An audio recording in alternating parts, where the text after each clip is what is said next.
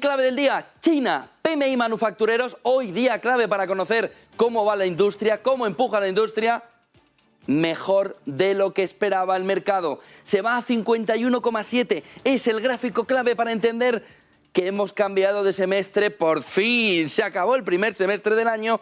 Vamos a ver ese gráfico del PMI manufacturero chino en el 51,7%. Fíjense el repunte, fíjense la subida desde el 48 y pico en el que estaba en recesión ese PMI China, marcando lo que decía Li Keqiang.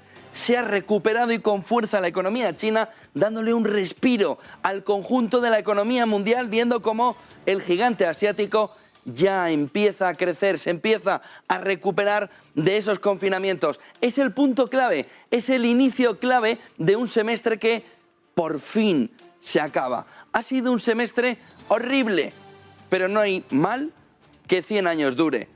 Hoy vuelven los mercados a estar un poquito en negativo, porque tienen todavía pesadilla de lo que han vivido, pero esto tiene que cambiar. Fíjense en estos gráficos que nos marcan cómo el segundo semestre tiene que dar un aire distinto al mercado y cómo sigue habiendo noticia negativa o parte negativa. Fíjense en el siguiente gráfico, que nos marca cómo el Dow Jones, en todos los años en los que en el primer semestre ha caído más de un 15%, ha recuperado con una fuerza muy importante. La media en el 23,66%, siempre que el Dow ha caído más de un 15% en el primer semestre. La mediana en el 15,25%, todos en positivo. 1970. La parte negativa de esto es que estamos comparándonos ya con la prehistoria de la economía. 1970, 26,51 de recuperación en el segundo semestre. Solo hay un elemento que trastoca un poco todo esto. Aquí, 70, 62, 40, 39, 32, no había pasado esa primera crisis del petróleo que ahora sí nos impacta y que no coincidió justo, que era en un semestre inicial del año. Pero bueno, 1970, 26,51. 1962, más 15,25. 1940, más 6,01. 1939, miren, que había aquí, Segunda Guerra Mundial, más 15%. 1932, más 55%. Fíjense porque los datos nos dicen que todo va en la recuperación. Ya hemos dejado el primer semestre, que es como haber ido a las uvas, a las campanadas, es decir, que se quede allí. Podíamos haber cerrado el primer semestre en San Juan, con las hogueras, haber dejado todo atrás. Nos hemos esperado hasta final de mes. Ha sido desastroso. Nada se salva. Renta fija, caída del 14%. Vamos a buscar el punto de comparación con una caída del 14%. No lo busquen, no existe. Nunca en un primer semestre de año cayó la renta fija un 14%. Nunca. Históricamente no lo encontrarán. No lo van a encontrar. Más el más de 20% de la renta variable norteamericana. Bueno, los datos nos dicen, sean optimistas, vean el vaso medio lleno, o más que medio lleno, esto ya no puede ir peor. Mid-term, Biden, es que ya todo tiene que mejorar. Pues miren, hay cositas que dicen, ay, espérate 10 segundos a ver si de verdad esto empieza el segundo semestre y lo cogemos con un poquito de fuerza. Miren el siguiente gráfico, porque aquí hay algo que se está escondiendo y que no se ve. Y que lo saben los que lo saben. Y lo saben los que lo saben porque lo saben. Y me explico. Esto no había pasado nunca en la historia. Nunca. Desde que se está cogiendo el sentimiento del consumidor de Michigan. Vamos a dividir la población, lo ha hecho RIA, 33% de los que menos ganan, 33% de los de en medio, 33% de los de arriba. El verde es el top third, es decir, el top tercio de los que más ganan en Estados Unidos. Tienen más del 50% de la riqueza en Estados Unidos y tienen una posición privilegiada de información. Saben mucho de lo que pasa. Bueno, pues es la primera vez en la historia que se marca que el tercio superior por ingresos en Estados Unidos tiene más miedo a lo que va a venir que el tercio más inferior. El tercio más inferior, viendo que están los tipos hipotecarios más del 5%, viendo el precio del galón más de $5, viendo cómo se ha encarecido la alimentación, la energía, etc., tienen ahora mismo menos miedo, menos percepción negativa de lo que sucede en la economía que el tercio mayor. No había pasado nunca. Es el punto clave que esta noche se está mirando en Estados Unidos para entender si hay algo más de mar de fondo que no se está diciendo. Porque una caída como la que hemos vivido en este semestre, que ha sido trágica en las inversiones, pero que en la economía real no, vamos a separar al inversor, vamos a separar a los tíos gilitos por un lado y vamos a poner por otro lado a la vida corriente. Pero sí ha sido casi peor que el otro. O sea, este ha perdido, si ha metido en renta fija, un 14%, que no lo habrá perdido. Piensen que está perdido de media un 7, un 9%. Pero es que este vía inflación se está dejando un 15%. La vida real te está quitando un 15% por tener el dinero en el banco donde sea. Bueno, menos en la inversión. Un 15% en el día a día. Vamos a comprar, pum. Vamos a comprar, pum. Coge vacaciones, ¡hala! 15%. 7-10%. ¿Por qué perciben peor que los que tienen una renta inferior lo que viene por delante? ¿Qué saben que los demás no saben del contexto? ¿O qué están viendo sobre cómo se va a erosionar su patrimonio que el resto no está viendo? Fíjense, porque este es el gráfico clave a nivel de banca privada de por qué sus clientes tienen por primera vez en la historia una posición de percepción de lo que va a suceder peor que sus compañeros del banco que están en la oficina. Mi cliente que viene aquí, que se le sale el dinero, me dice que todo está fatal. Hay dos opciones. Jamie Dimon, JP Morgan, tiene un poder excepcional y ha convencido a todos de que viene un huracán económico que se lo va a llevar todo por delante económicamente hablando, o algo saben. Vean el siguiente gráfico. ¿Qué es lo que está sucediendo en el entorno de una inflación que ahora sí empieza a generar a nivel mundial una campana de Gauss, una vuelta hacia abajo, cuando se empieza a ver cómo las presiones inflacionistas empiezan ya a decaer? Todavía hay entornos inflacionarios menos inflamados, pero sin duda sí se empieza a ver, viendo estos composites, cómo se empieza a reducir sobre todo vía semiconductores. Esta es la parte positiva de la historia. La parte negativa es esta. Fíjense en el siguiente gráfico. La Fed está esperando que en periodos de inflación superiores al 5% se genera inmediatamente un movimiento de recesión. Es decir, en movimientos donde la inflación supera ese 5%, la caída y el camino hacia encontrar una recesión y por eso una deflación se acerca cada vez más. Y aquí hay una cuestión que podemos, como al inicio con el Dow Jones, cogerla por un lado o mirarle la patita. ¿Qué es? Oiga, sí podemos estar de acuerdo en que la mejor receta contra la inflación es la inflación. Es decir, usted va al mercado y dice, deme eso, me llevo 3 cositas que hoy no quiero llenar la nevera. ¿Cuánto vale? 30 euros. Y dices, ¿perdón? Igual, quédatelo. O dámelo, pero no vuelvo. ¿Qué significa? Que la inflación lo que hace es que la demanda se contraiga automáticamente. Déjese tipo de interés, entiéndame, sino que la inflación elimina la inflación. De tal manera que tú vas subiendo la inflación y el consumidor, a la hora de percibir que se le está yendo el dinero del bolsillo en 4 cosas, deja de consumir lo que no es imprescindible y lo que es imprescindible lo reduce, y entonces caída de la demanda, caída de la inflación. Vale, hasta ahí dices, vale, pero vámonos a 1973-74, momento que puede ser más comparable con lo que está sucediendo ahora. ¿Y qué sucedió? Pues miren, lo que sucedió es que la inflación de energía, es decir, del petróleo, tiene un componente diferente a la inflación normal.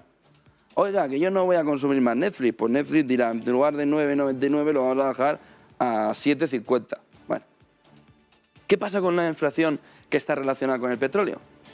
Que igual que el petróleo es inflamable, la inflación es inflamable.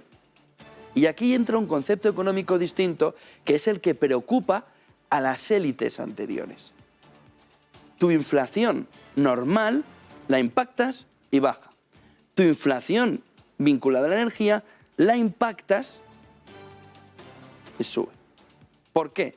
Porque si tú dejas a la inflación reducir la inflación, este de aquí, que ya verás cómo la gente va a dejar de ir en coche este verano de vacaciones solo porque esté alta la inflación, ya verán el movimiento, era irónico, el movimiento de subida de precios que vamos a tener justo antes de vacaciones. ¿Qué sucede?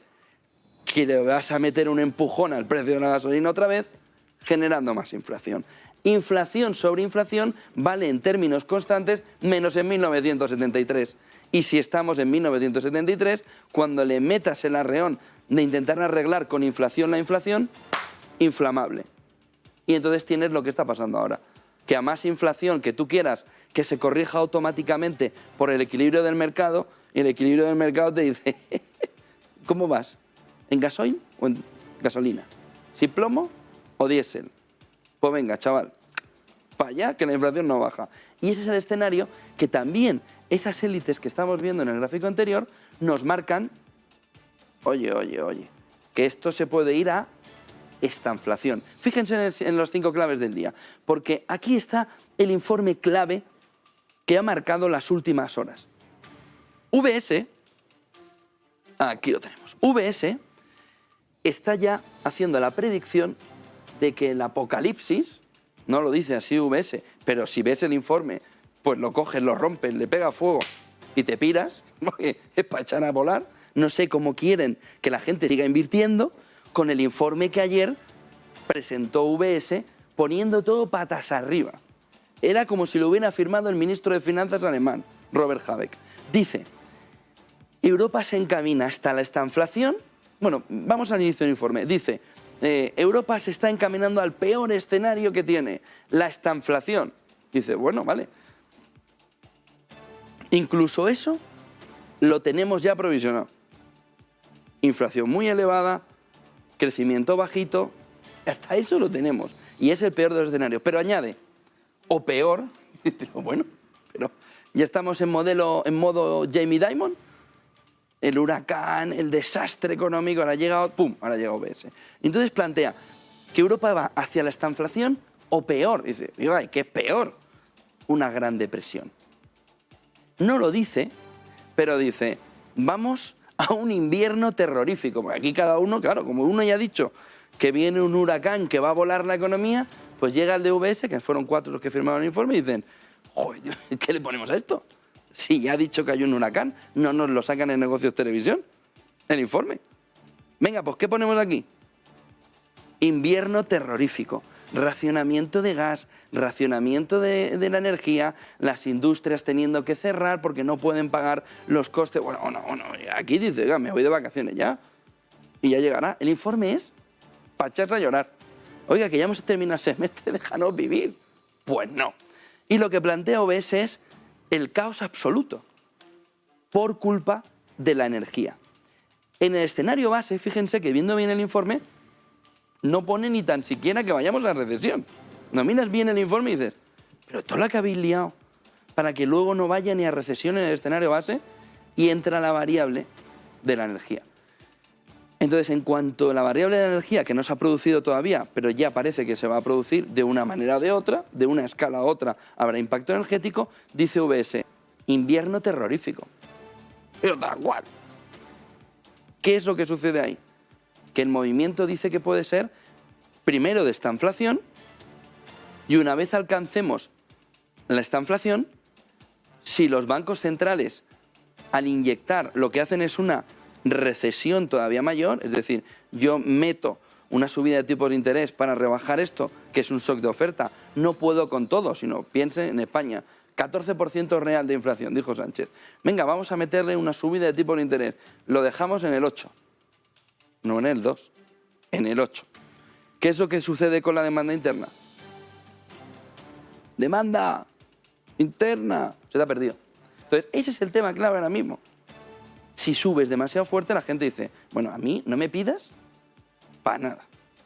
Vamos a ver por qué este informe es clave para entender si toda la banca privada ya está en la peor situación. Y si ellos ya están en la peor situación, sus clientes ya están en la peor situación.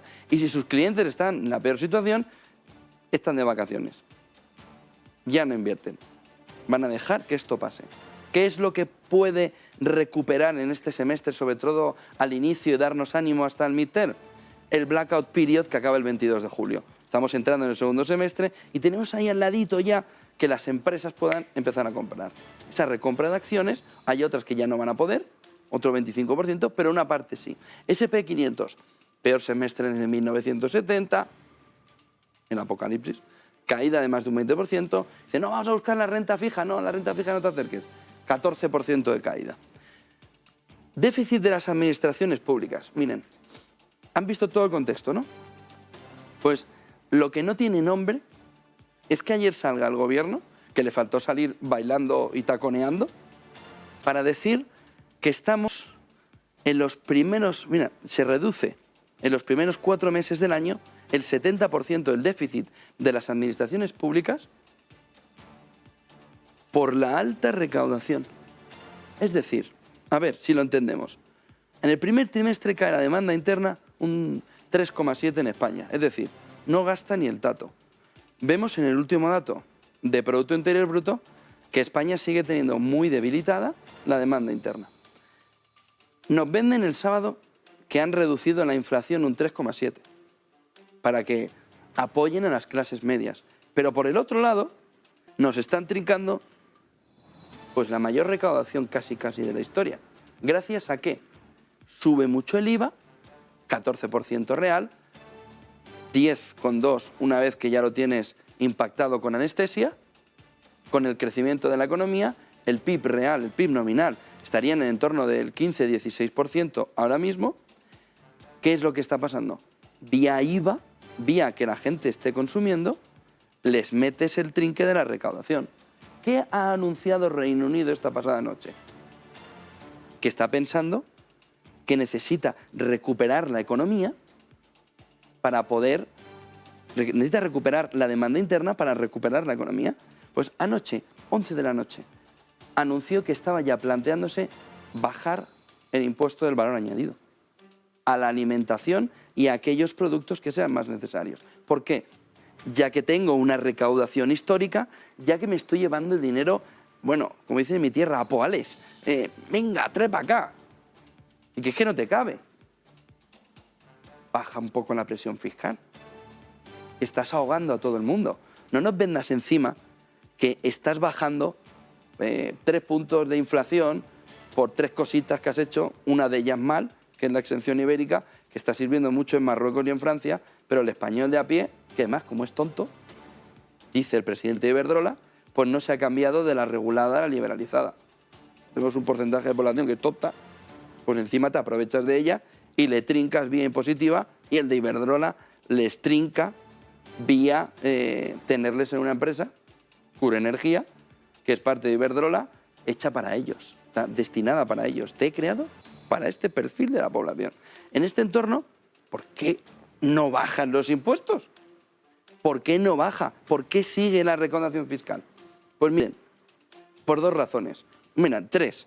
Una filosófica, porque a los gobiernos, los ciudadanos, les importan en las elecciones. Y eso es el año que viene. Fuera de eso, yo a lo mío. Venga a recaudar. Es una máquina de recaudar el Estado por naturaleza, da igual del signo que sea. Todos son iguales. Son máquinas de recaudación desde que se votó por primera vez que a alguien se le había ocurrido cobrar impuestos a alguien. Son máquinas de recaudación. Pero ¿por qué no bajas los impuestos? Te estás cargando todo. Estás rompiéndolo todo, pero no te das cuenta. Baja la imposición, que te sobra el dinero. Punto 1 principal, porque quieres reducir la deuda. Y la inflación, al principal que le beneficia, una inflación muy, muy alta, es al gobierno, es al Estado. Es a ese monstruo estatal que quiere recaudar y que quiere encima reducir. Una inflación muy alta hace que automáticamente la deuda baje.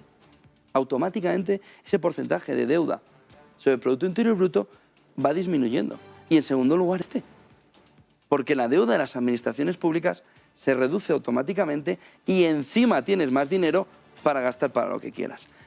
Este es el otro tema importante de ayer. Fíjense en el gráfico de Gazprom. Vamos a ver si podemos verlo.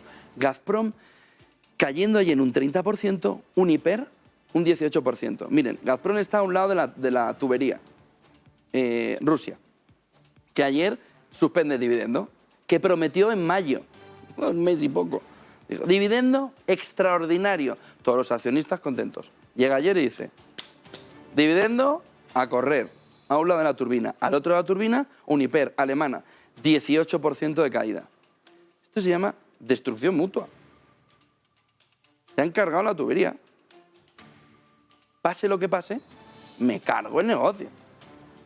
Fíjense la caída de Gazprom ayer del 30%. No solo la caída, sino el movimiento todavía que tiene por debajo Gazprom, en el que se puede dejar otro porcentaje parecido. 30% en una jornada en la que anunció se acabó el dividendo. Vamos a ver en la jornada de hoy el movimiento de Gazprom, cómo se comporta en un escenario en el que precisamente Gazprom debería ir como una moto, con los precios del petróleo disparados, teniendo compradores en Asia, pero con las sanciones.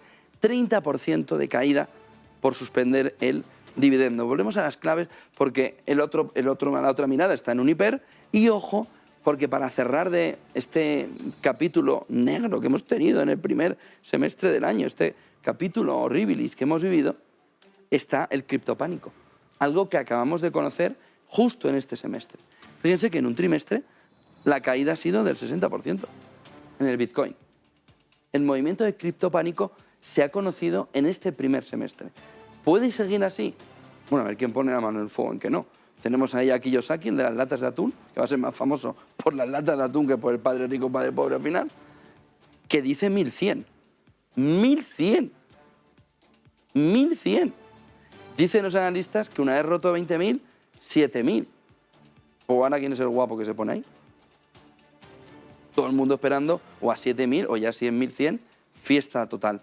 Fíjense en los siguientes gráficos y cerramos ya y vamos a ver también el mercado asiático cómo se ha comportado en esta noche. Mirando en el Russell 3000, pues vemos una cosa muy curiosa. 150 compañías llevan 6 años creciendo en el mercado como si no hubiera mañana. Este gráfico nos marca cuáles son las compañías que tienen unas pérdidas ad eternum, bueno, desde el pasado, pero eternas, 6 años en el que no ganan. Y aquí lo que ha ido es subiendo. ¿Cuántas compañías no ganan, pero no ganan dinero, pero su cotización sigue subiendo? Para entender también la limpieza que hemos vivido en el primer semestre. ¿Cuántas compañías en el fondo son una montaña de aire que está ahí puesta y que todo el mundo dice, venga, vamos por esta, que solo habrían sobrevivido en los últimos 6 años gracias a los tipos bajos. Tipos muy bajos, me endeudo, cubro la deuda, le cuento a mis accionistas que es que soy una empresa de altísimo crecimiento, tan altísimo crecimiento que no ganas un duro. El porcentaje en el Russell 3000 ya es enorme. 150 compañías que llevan 6 años sin ganar un duro. No han ganado nunca. Y sin embargo su cotización ha estado hasta enero disparada. ¿Qué es lo que ha sucedido desde enero? Pues que han ido a por ellos. ¿Por qué? Dame fundamentales de la empresa. Que te van a subir los tipos de interés. Que ya no te vas a volver a poder endeudar para cubrir lo que no consigues vendiendo. Bueno, pero lo haré de otra manera. Pues ya me lo dirás tú, chavalote. Porque si no ganas un duro en los últimos 6 años y te cuesta cada vez más ahora endeudarte, tu empresa está cao. Cao. A ver cómo lo haces. Y este movimiento que ha tenido nos da una idea de la fiebre esta loca que hemos vivido, en la que los tipos bajos han permitido cualquier locura. Incluso tener una compañía 6 años que no gana un duro, pero que cada vez vale más. Y en el que muchos listos han aprovechado para decir, hasta luego, tómala, te la regalo, si esto no va a ganar en la vida. Espera, que no te lo quería decir. Entonces, fíjense porque también estos 6 meses han servido de limpieza de compañías que decían, pero ¿cómo vale esto? Y en el Russell 3000, en este gráfico de Bloomberg, se ve perfectamente ese movimiento que ha habido y sobre todo de qué manera ha impactado en un crecimiento irreal del mercado que ahora se ha limpiado. Fíjense en el siguiente gráfico que nos marca lo que dicen un cambio de época. Para que sea un cambio de época en las redes sociales todavía queda mucho. Pero fíjense, porque ayer se ven los resultados de TikTok, los ingresos, perdón, 12.000 millones en ese revenue, y se ve el comportamiento que tuvo en el año 0, 1, 2, 3. Fíjense que todos se comportan igual, pegados al 0, como en las anteriores, pero aquí sí hay un movimiento luego posterior de revenue importante. 12.000 millones TikTok comportándose mejor antes que Twitter, YouTube, Facebook, Snapchat, con un movimiento de crecimiento que hace que ahora mismo sí, igual que veíamos antes esas empresas, 150 en el Russell 3000, que no ganaban un duro nunca, en los últimos 6 años, aquí sí que vemos el movimiento de TikTok al alza. Y vemos que si este es el movimiento de recuperación que ha tenido ahora, de qué manera puede hacer la proyección. Ojo con TikTok y con la venta de publicidad, que dicen los analistas que está haciéndolo mucho mejor. Y aquí ven mucho antes que el resto de sus competidores. El último punto está en, después de la energía, quiénes son las otras compañías que la guerra ha provocado que tengan un beneficio, un crecimiento muy importante en el mercado. Pues son las empresas armamentísticas. Fíjense en esta comparación entre BAE Systems y Lockheed, que han tenido crecimientos desde el inicio del año que están en el entorno del 50%. Han recuperado un poco, nos faltaría verlo un poquito más desde enero, pero ahí vemos o veríamos cómo el movimiento ascendente, porque esto es desde mayo hasta julio, el movimiento ascendente ha sido sobre todo muy importante desde el inicio de la guerra, finales de febrero, marzo, abril, con un crecimiento a 6 meses que estaría en el entorno del 50%. Ahora, ¿qué es lo que sucede? Pues fíjense, por ejemplo, en la parte de arriba de BAE Systems, cómo desde el inicio de la cumbre de la OTAN, cuando Alemania dice voy a destinar ese 2%, 80.000 millones de euros a presupuesto militar, crece otra vez la compañía en un crecimiento importante de los últimos días. Y lo mismo Lockheed Martin, aunque BAE Systems está mucho más relacionado con Alemania en el crecimiento de su acción y sobre todo de pedidos que puedan recibir. Ojo, porque esta es la cara B de la guerra. Y solo para terminar, saben que la Fed de Atlanta nos actualiza el Producto Interior Bruto, ese GDP Now, pues fíjense lo que ha sucedido en el dato comunicado en la jornada de ayer. Caída ya a la recesión. Este es el 0. Este es el dato que les dimos el último día. ¿Se recupera algo? Miren lo que se ha recuperado. El GDP Now marcando ya una recesión importante en Estados Unidos, que no será para este trimestre, que parece que Estados Unidos lo va a salvar, pero que parece que no le salva ya nadie a Estados Unidos el tercero y el cuarto, viendo lo que también la Fed de Atlanta está estimando. Y luego tenemos una figura clave que hay que poner aquí, casi tirar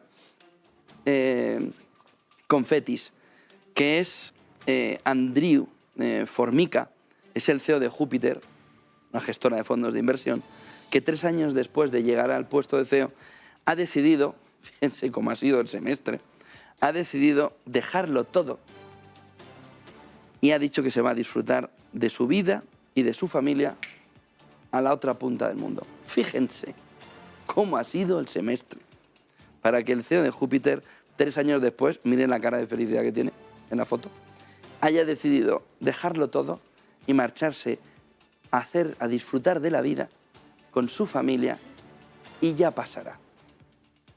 Y esto es la mejor comparación en España solo la podemos hacer con Martín Safadesa. Cuando Fadesa le dice al que fuera presidente del Madrid, toma la empresa, que me voy a vivir. Y le dijo, toma, Fadesa, vendida a Martinsa, Martinsa Fadesa, concurso de acreedores. Y es verdad, no significa eso de Júpiter para nada, pero como quien está viendo la que viene encima, dice, para lo que me va a tocar vivir, mejor me voy a descansar. Y miren la cara de alegría, el CEO de Júpiter, Andrew Fornica, que comunicó que deja todo para disfrutar de su vida y de su familia y se va a la otra punta del mundo. 8:31, los demás no podemos dejar la vida, sino que tenemos que traer todo lo que está sucediendo y bien contentos que estamos a que sí.